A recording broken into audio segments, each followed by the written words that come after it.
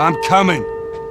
More than 2 years ago, when we were finishing Last of Us Part 2, and we were working on those flashbacks within that scene for the first game, we got excited with the idea of like, oh man, what if we made The Last of Us Part 1 to look as good, if not better, than what we have done with Last of Us Part 2, which we really pushed the boundaries of like what we could do from gameplay and a graphical standpoint, and felt like if we do that, we could actually come even closer to our original vision of what the first game would have been had we not been constrained by technology.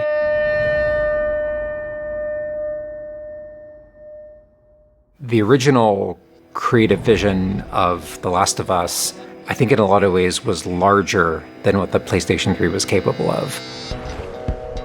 The tech of the PS5, it's like an open box of tools and goodies that we can play from and draw from. The 4K, HDR, improved haptics, 60 frames, help us to reimagine The Last of Us. It gave us opportunities to rebuild our characters at the highest fidelity. Not only are the characters more detailed, I mean down to the irises and the pupil depth. You know, you fall into the eyes of the characters. Aside from that, the facial animation is just way more believable. Like all the nuances, all the little subtle reactions, glances, glares, right? Like you get all of it almost closer to sort of the original performances. So no matter what, you stick to me like glue. Like glue. Like glue. Got it. Good. We are able now to not only just have the highest fidelity characters in the cutscene, but also in gameplay. It's the same character, so now we can do these seamless transitions in and out. Every part of the game has benefited from seamless transitions and emotional scripting. Pretty good, huh? Our stories happen in gameplay, on a stick. She knew my mom. All this stuff is designed to keep you constantly in this world. Riley, come here. Now you got this, go.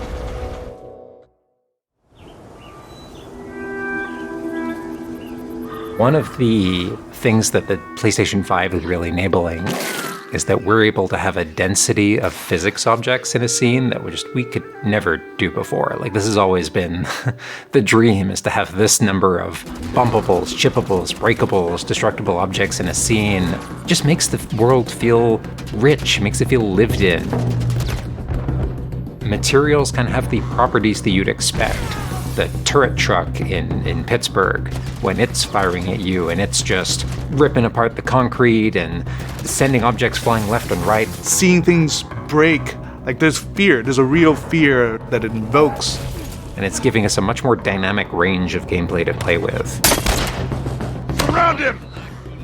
Our AI tech has just increased incredibly. What we were building the basis off of was The Last of Us Part 2's AI. And it has sophisticated systems for things like the fundamental knowledge model of how these NPCs perceive and understand what the player is much more sophisticated.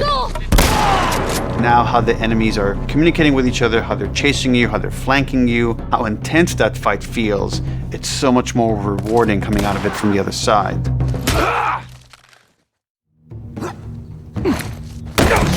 Get out! One of the other big AI improvements is the buddies. The buddies technology that we developed for The Last of Us Part 2 has this very sophisticated understanding of like, okay, this is where the enemies can see their exposure. We not only have exposure, we have future exposure. So buddies can know, okay, that enemy is walking forward and they're about to round this corner. So in 3 seconds, that corner is going to be exposed. So I'd better move now to avoid this enemy seeing me. This really lets the buddies make very complex decisions and maintain that feeling of stealth much more believably. Another big enhancement to the gameplay is that we have this technology called motion matching. Motion matching is this technology that's basically using logic that tries to match the desired movement to a bucket of hundreds of animations.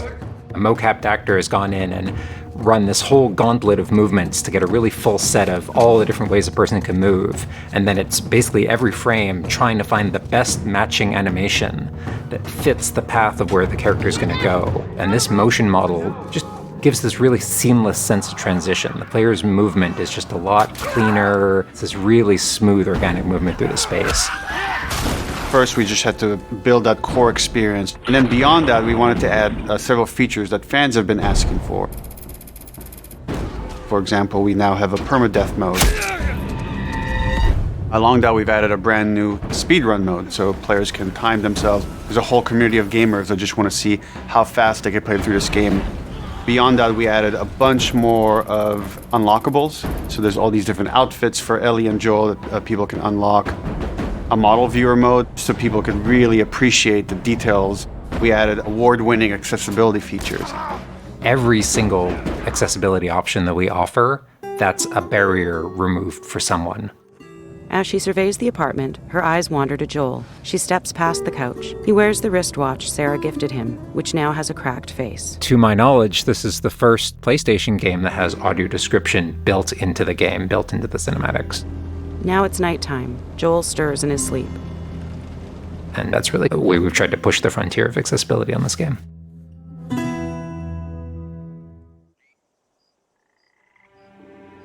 So much of the identity of The Last of Us is the world.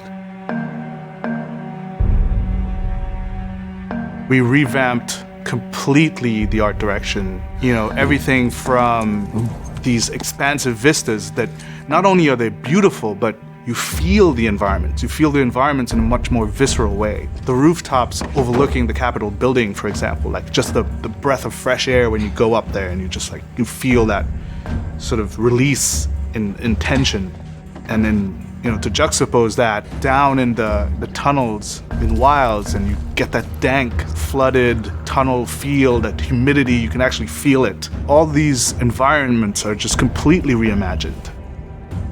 Now we got our engine on the PS5, those haptics, the 3D audio, the fast loading. It really creates a much more immersive, and because of that, much more emotional experience. One of the things I absolutely love with the 3D audio in The Last of Us Part 1 is being able to hear an enemy before they sneak up on you. And trying to do a stalker fight with the 3D audio is just so much fun. You're hearing them skitter around in a different room, and you're hearing them trying to get up behind you.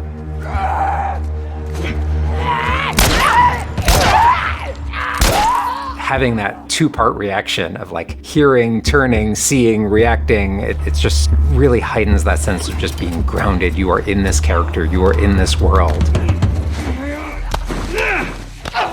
Now, with the PlayStation 5, the amount of control that developers have over the DualSense, it's really, really cool. All the guns in the game have a variable amount of resistance on the triggers when you aim them. The way it works with the bow is that at the very beginning, when they're starting to draw the bow, there's a little bit of resistance. And then as the bow gets tauter and tauter, the amount of resistance is increasing. And then when you release the bow, you're also getting that resistance going out of the trigger. When you are aiming and firing the shotgun, you're going to get a haptic vibration on the shot. And then what I think is one of the ways that the DualSense really advances things is you're going to get a haptic vibration on the pump of the shotgun. And what's much more sophisticated about that on the DualSense is that in effect has a little like speaker in it. And it's playing an audio file that comes through in the vibrations. And those two beats is what you're going to feel on the controller. Looks like a good spot. This also ties in to the new workbench animations. So if you're seeing Joel taking apart a gun or screwing something in or putting a new stock on a gun, that moment where he's like jamming that on, you're going to get that haptic feedback on that. We have, haptics all across the board, for all the moments you kind of expect, for clambering, jumping, landing, meleeing, getting meleeed, like all those kind of high intensity moments we have represented in the haptics. What I personally absolutely adore is the way we can enhance the really quiet, subtle moments of gameplay. So it's like when Joel goes in to pet the giraffe, getting that little light touch on the haptics as he's petting the giraffe. To me, that's the essence of The Last of Us. It's the high tension moments, it's the low tension moments, it's all of it feeling grounded. You're feeling immersed in this world. It's all about bringing you along with that story in as many ways as we can. And that's what the new technology on the PlayStation 5 is allowing.